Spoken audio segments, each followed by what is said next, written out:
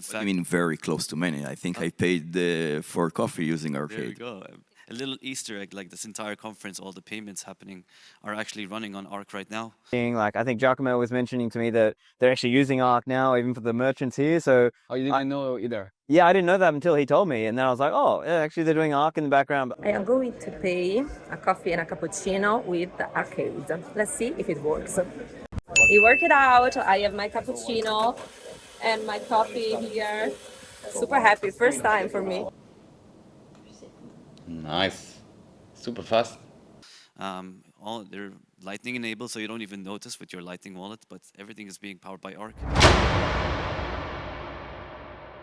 When I spoke with Roxy about the Baltic HoneyBadger conference, he mentioned something that immediately caught my attention. For the very first time, the Arc protocol would be installed on mainnet. Arc is designed to complement the Lightning network. While Lightning focuses on making fast and cheap transactions, Arc could make self-custody of Bitcoin much simpler and more practical. It is a protocol people in the community have been discussing for a few years. So when I heard that the first real attempt would take place in Riga, I asked a basic question. Is anyone documenting this moment? The answer was no. So I just volunteered. Roxy suggested I speak with Marcy, who also juggles countless of responsibilities during these conferences. She introduced me to the team behind Arcade, one of the implementation of the Arc protocol, the one that would be tested at HoneyBadger. At that stage, in early July, nothing was certain. This was just uncharted territory. All right, fine. So for me, it just became a waiting game. 1 month of following updates and hoping for the BTC Pay server plugin to work. And so finally, we arrived at the opening of Baltic HoneyBadger 2025 with two possible outcomes. Either Arcade would process payments successfully and this conference would be remembered as the place where the Arc reached mainnet for the first time, or the attempt would quietly fail, leaving no trace, known by only people who were behind the scenes.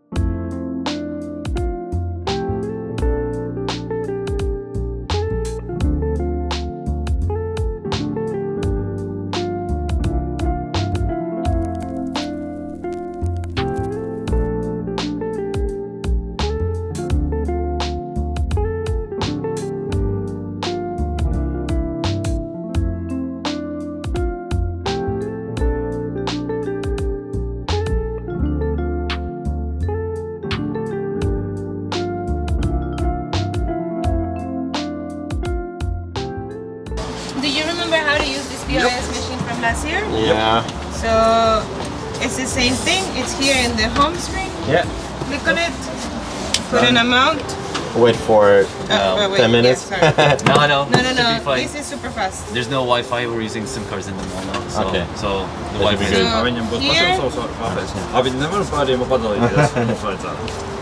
one charge, €1. Yeah. Generate an invoice. Get So you paid. pay it. You'll see the receipt. If you want to go back, you just go this, click, or you can just always close it and doom scrolling. Yeah. keep it charged. Perfect, thanks. On the payment part, how does Arcade help Bitcoin to scale on this point, on making payments, compared to Lightning, for example? Yeah, so I mean, they're very different in terms of Lightning is a payments infrastructure, payments network in itself. Arcade is a payments, is a second layer that acts as a hub, as a coordination hub. The way it works is people can come together and through a coordinated process that an Arc operator offers, they are able to create a virtual layer. We call it the virtual mempool. What happens is users provide funds, Bitcoin funds, and they elevate it inside this new layer, which becomes VTXOs. VTXOs are exactly the same as Bitcoin, Bitcoin UTXOs, Bitcoin coins, and you execute them in the same way. So you create Arcade transactions and you send money around, you can create contracts, you can create any kind of spending condition that you expect, along with our enhanced features such as Arcade scripts, which gives you even more programmability available.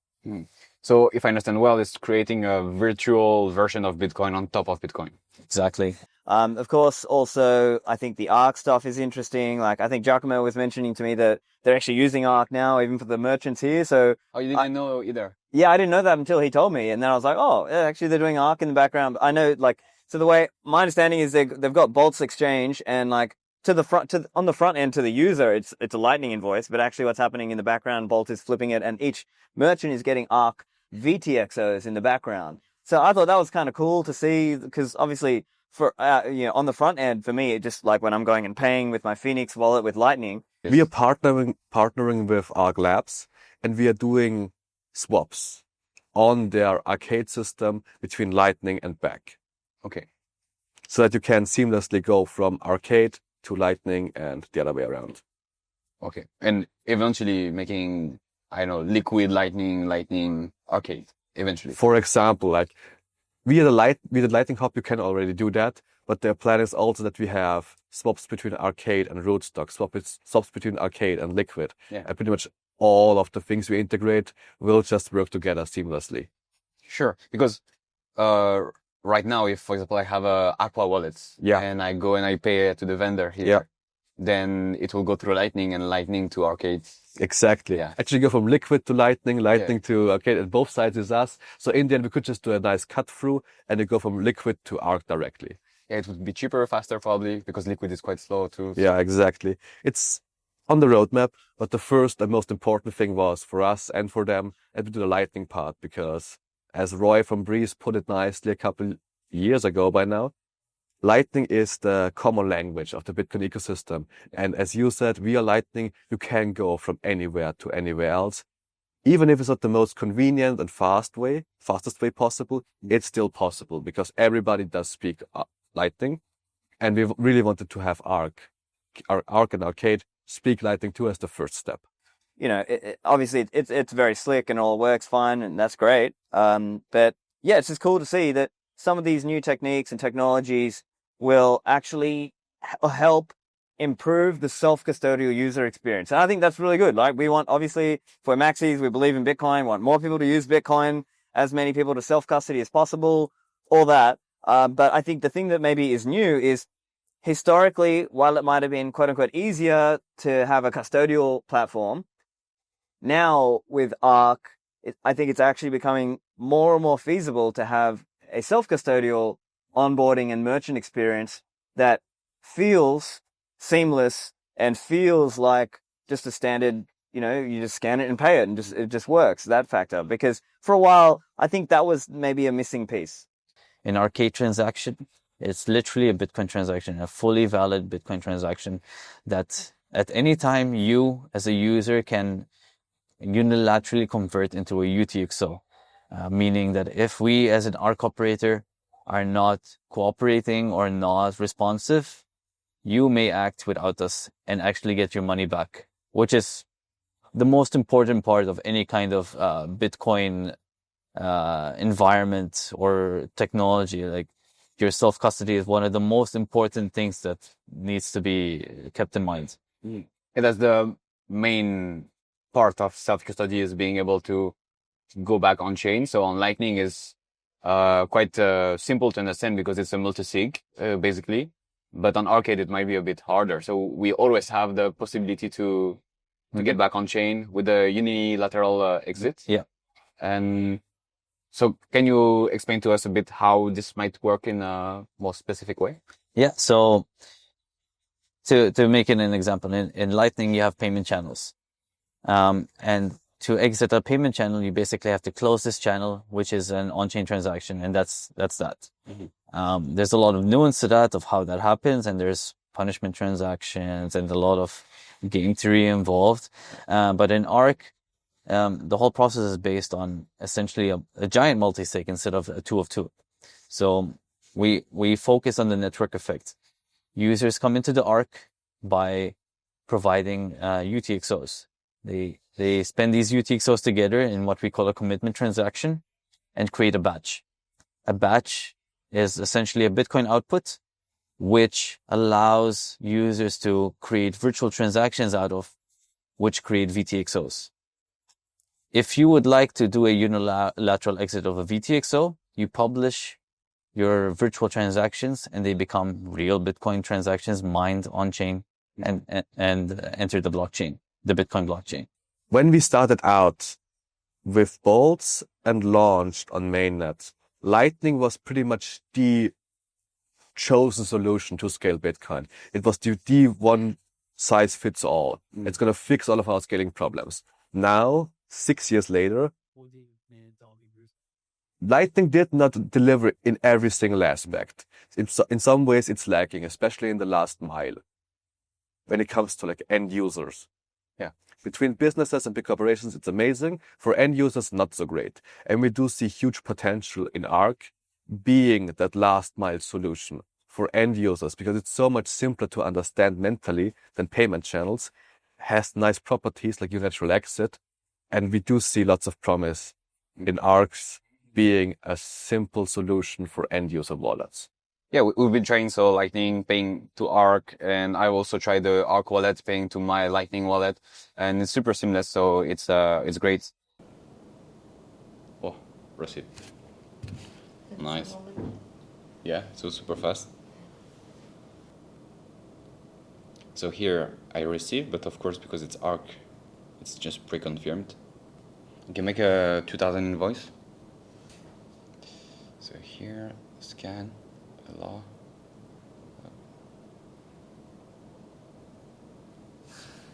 2000, continue, tap to sign. Nice, super fast. We started off kind of very incognito because we wanted to see how it would handle the load. Yeah. Surprisingly, there was absolutely no issues with any of the payments, incoming payments. Yeah. Ironically, the biggest issues we've seen is the Visa payment processor terminals not working, and the merchants just telling people to use Bitcoin. It's a lot faster. So, in terms of what are people actually going to use it for, I guess I don't really know. It's hard to say. I think it's sort of difficult to predict what becomes popular. Maybe there'll be some people who want to build out some way to have like Arc VTXOs that can flip into, let's say, Tether, if they want to do some kind of flipping into Tether and flipping back out into, Bitcoin denomination. I don't know. It's hard to say where things go there. I do like Arcade a lot. Okay, I do like Arcade a lot.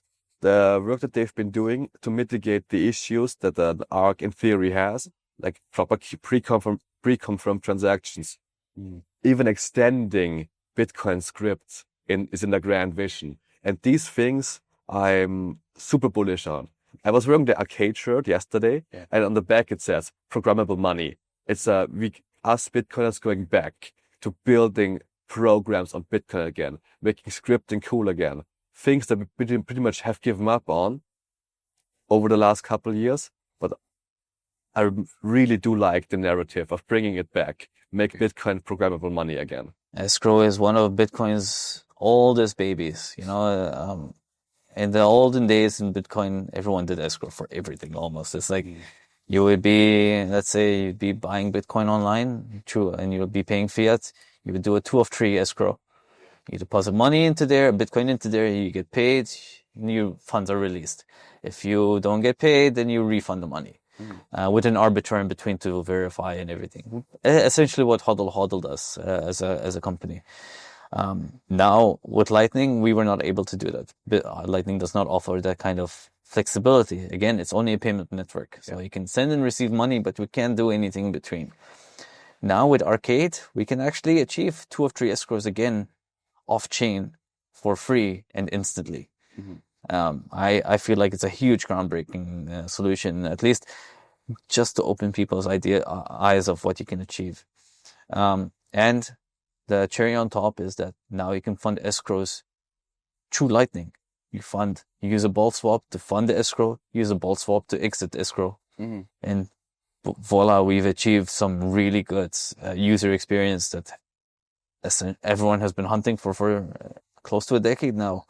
As soon as the fees hit, an inhibiting level in 2017-ish, all these use cases kind of started disappearing or started becoming prohibitively just unreal. Yeah, we're bringing that back. I feel like this is an amazing just first start to what you can do in Bitcoin.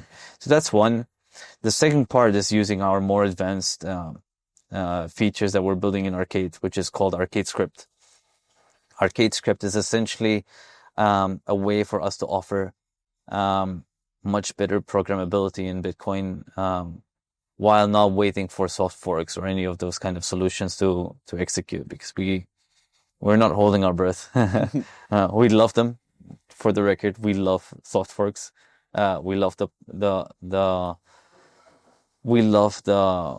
concept of, or what it can offer to us if it ever gets delivered, but we are not holding our ground and waiting for that. We know we can deliver a great product, an exceptionally great product, without waiting for these, and that's what we're doing.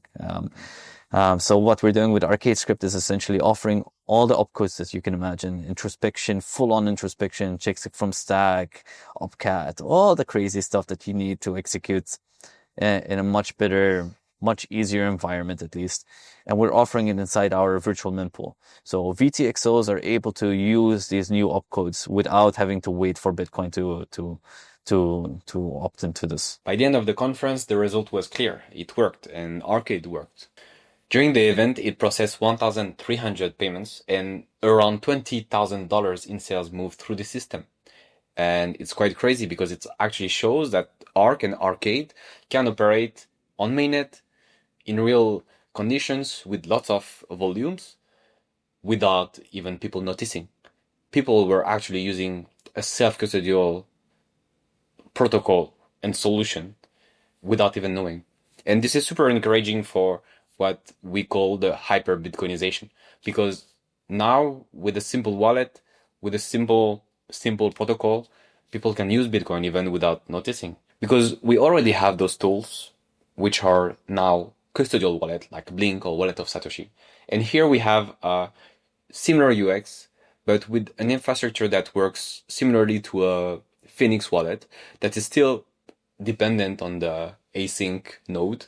But here we have a similar option that still it depends on the Arcade implementation, the Arcade server, but it's still self-custodial, and there's still a way to unilaterally exit. And this is super good for sovereignty of users and with the simple UX. And this is super cool because it just shows that we can actually just do things. It's a proof that we can just do things and things works if we work enough. I say we, but of course it's Cooks mostly and all the organizations. So maybe I'll conclude on this. Thank you very much to Cooks, to Marseille, to all the person that you saw during this video, the organization, like Anna from the organization. And yeah, to anyone that watched this video, thank you very much.